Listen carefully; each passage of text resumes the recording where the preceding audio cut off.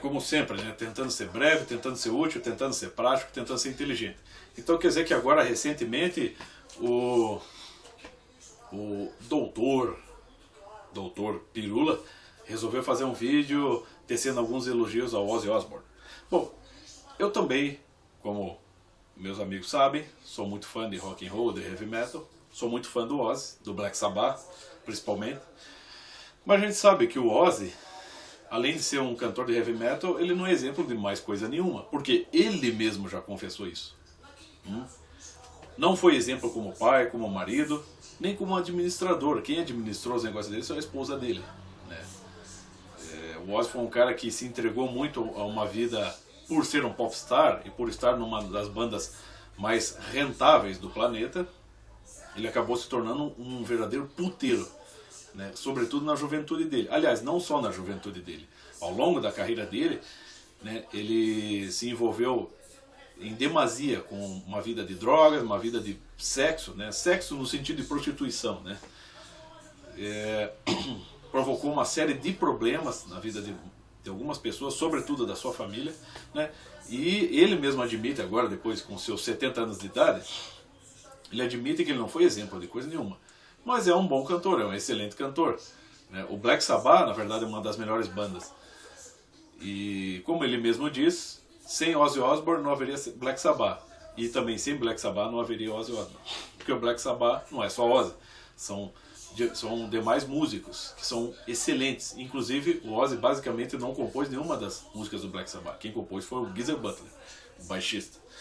Mas assim, para resumir, o que o Pirula tem a dizer sobre qualquer assunto que não seja a sua qualificação como paleontólogo realmente não me interessa. O seu canal, no meu entender, só serve para difundir os seus ideais, as suas convicções pessoais, né, a sua estupidez ateísta, né, a sua ignorância a respeito das religiões, né, sobretudo o cristianismo, né,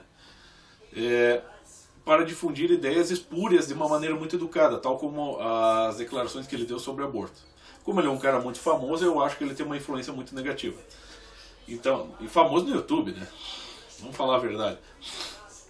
Mas então aqui, por exemplo, o Pirula, ele volta e meia, por se declarar um ateísta muito convicto, ele volta e meia está tecendo algumas críticas sobre religiões, sobretudo a respeito do cristianismo. Mas a questão é a seguinte, é aquela velha regra, ninguém pode dar o que não tem. Pirula não tem conhecimento sobre religiões. O que o Pirula sabe sobre religiões pré-cristãs? O que ele sabe sobre religiões ocidentais? O que ele sabe sobre tradições? Né? O que ele sabe sobre metafísica? Né? O que ele sabe sobre psicologia das religiões? O que ele sabe sobre psicologia do simbolismo religioso? O que ele sabe sobre arte sacra? O que ele sabe sobre a cultura religiosa? O que ele sabe sobre seitas? Sobre sociedades secretas? Né? O que ele sabe a respeito da vida primitiva e da relação da vida primitiva com o que seria uma espiritualidade. Ele não sabe nada dessas coisas. Ele não sequer estuda isso, ele sequer sabe distinguir essas coisas. Eu duvido que ele saiba distinguir o que é um pensamento mágico e o que é um animismo. Ele é um cara que não estuda religiões, é um cara que não se interessa. A única coisa que eu já vi em muitos vídeos dele, sobretudo aquele que ele quer tocar no assunto religioso, né? Tocar assim, né, de maneira virtual, porque ele não entende. Aí ele coloca muitas vezes coloca várias referências bibliográficas, que eu não sei se ele leu. Quando você vai conferir as referências bibliográficas, são só referências bibliográficas tendenciosas a negar o valor das religiões e a negar a divindade. Ele não lê uma coisa, tipo, você não vai ver o Pirula lendo São Tomás de Aquino, você não vai ver ele lendo Santo Agostinho, São Afonso Ligório, né, São João da Cruz. Você não vai ver ele estudando sobre o tomismo, tipo, por exemplo, lendo Filosofia na Idade Média, do Etienne Gilson. Você não vai ver ele estudando Aristóteles, Platão. Você não vai ver ele fazendo referências à Apologia de Sócrates. Você não vai ver ele realmente lendo os livros sagrados, por exemplo, os Vedas, o hinduísmo, o taoísmo, né, o Tao Te Ching, por exemplo. A Bíblia, então, quando ele cita a Bíblia, ele leu 2 frases da Bíblia e ele já chegou à conclusão de que aquilo não vai a favor das convicções pessoais dele, né? E depois ele vai lá no programinha lá da Regina Volpato, se eu não me engano, vai lá pagar de bom mocinho, querer dizer que está fazendo meio de campo, que não é bem assim, que ele sentiu que no velório onde ele frequentou, realmente as pessoas que acreditavam, né, que eram crentes, que acreditam em Deus, que estavam lá, eram pessoas que tinham mais esperança, eram pessoas que viam no velório ali, no enterro ali de uma pessoa, uma nova perspectiva, enquanto que as pessoas, os descrentes, né, os céticos que ele viu ali, eram pessoas mais depressivas, né? É incrível que ele conseguiu observar num velório que eram 2 times, né? O time dos crentes e o time dos descrentes. Tá exatamente dividido, né? E ele querendo fazer isso, ele está, vamos dizer, dizendo assim que ele sabe observar as coisas com sabedoria, com inteligência, mas ao mesmo tempo, percebendo que existe uma vantagem por um lado e não por outro, ele não consegue realmente pensar em aderir a esse lado, né, para tentar viver o que o lado mais vantajoso vive.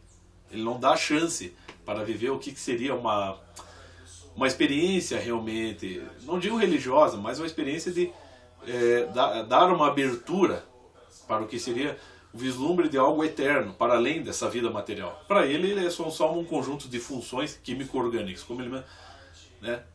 E ele acha que isso está bom.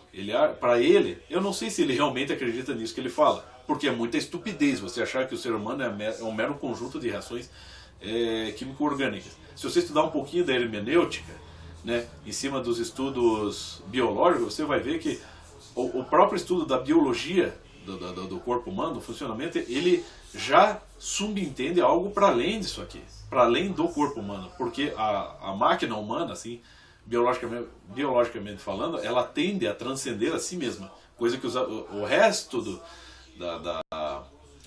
do reino animal não faz, né?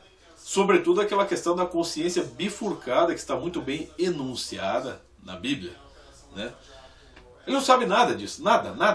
Então ele simplesmente se atém a isso aí. Ele acha que fez uma excelente avaliação da realidade, sendo um cético, né? Então, puta que pariu, né? E ainda vem gente dizer, nossa, é um dos melhores canais de ciência do YouTube. Ah, vá tomar no cu, meu. Aí junta o Pirula com aquele gordo lá, como é que é o nome? Yuri Greco. Mas é 2 comédias, o gordo e o magro, meu, né? Esses caras, eles têm que largar os canais, mudar o tom dos canais deles e tornar eles stand-up. Stand-up com tema científico. É comédia isso aí, é comédia, o cara desse, sabe?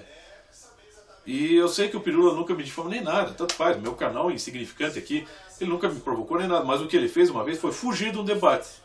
Eu fui lá e critiquei ele, aí ele pegou e me respondeu com um link de um vídeo dele falando sobre a questão do aquecimento global. Aí eu fui lá e respondi com outro link,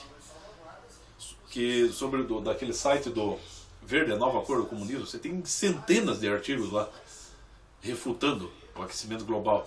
Mas eu chamei ele para o debate, não vou chamar, não vai ir, claro, porque ele está cuidando da sua fama, né, do seu status social, do seu dinheiro, né?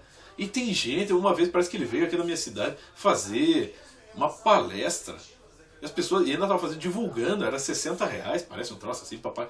Mas as pessoas pagam R$60 para ouvir Pirula. Puta, mas tem que ser muito pato mesmo, meu.